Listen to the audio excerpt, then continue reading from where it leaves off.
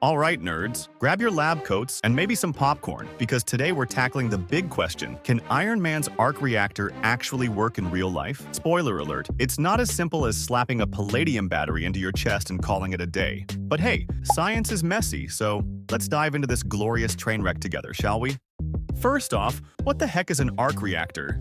If you're new here, seriously, where have you been? It's that glowing thing stuck in Tony Stark's chest. You know, the one that powers his suit and keeps him alive. Basically, it's a sci-fi battery, on steroids. Originally made with palladium. Fancy, right? It got upgraded over time because Tony Stark just can't stop flexing his genius. Now, in the real world, we've got something called the tokamak fusion reactor. Sounds futuristic, right? Wrong.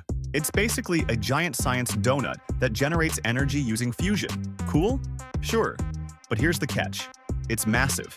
Like theme park level massive. And unlike Tony's sleek little chest bling, this bad boy is the size of a Ferris wheel. Try squeezing that into an Iron Man suit. Good luck. And here's the kicker. Movie scientists are apparently too cool for safety equipment. No goggles, no hazmat suits, just vibes. Meanwhile, in the real world, if you even glance at a fusion reactor without the right gear, you'll be glowing in the dark faster than a gamma-radiated Hulk. Safety first, kids. Unless you want to join the Avengers as Glowstick Man. But wait, there's more. To make an arc reactor Tony Stark style, you'd have to squish insane amounts of energy into something the size of a cereal bowl.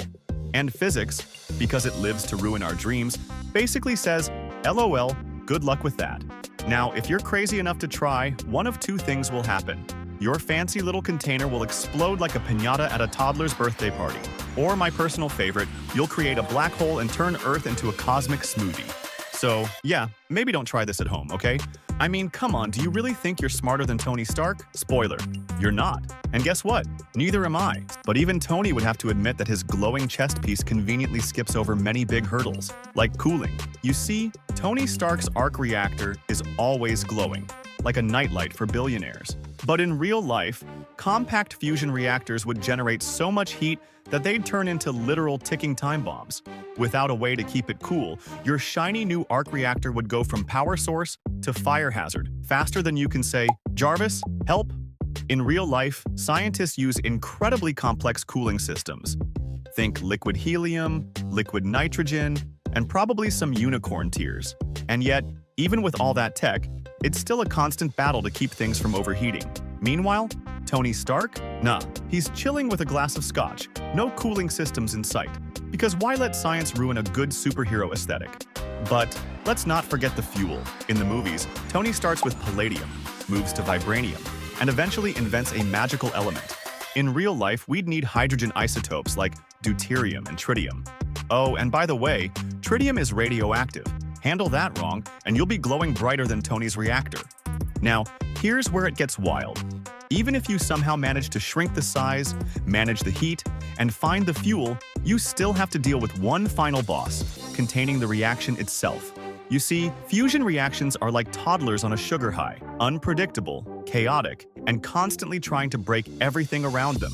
Real-world reactors use insanely strong magnetic fields to keep the reaction contained. Tony Stark? Nah, he's out here strolling around like his arc reactor won't just vaporize everything in a 10-mile radius. That's billionaire confidence for you. And let's be real, Tony's arc reactor doesn't just work, it powers his entire suit. Flight systems, repulsors, insane firepower. It's basically a sci-fi Swiss Army knife. In real life, we'd be lucky if a reactor that small could charge your phone, let alone run a superhero suit. Can you imagine being halfway through a fight with Thanos and getting the dreaded low battery warning? Yeah, not ideal. But here's the thing. While the arc reactor itself might be sci-fi fantasy, the idea of compact fusion power isn't totally out of reach. Scientists are already working on smaller, more efficient reactors that could one day change the world. We're talking clean energy, no carbon emissions, and enough power to keep your PS5 running indefinitely. So while you might not get your own Iron Man suit anytime soon, you could get a future where energy is cheap, sustainable, and most importantly, doesn't turn your house into a smoking crater.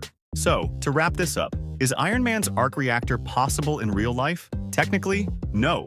Practically, also no. But could we get something similar in the future? Maybe. For now, let's leave it to the scientists pulling all-nighters trying to make fusion reactors smaller, cheaper, and way less explodey.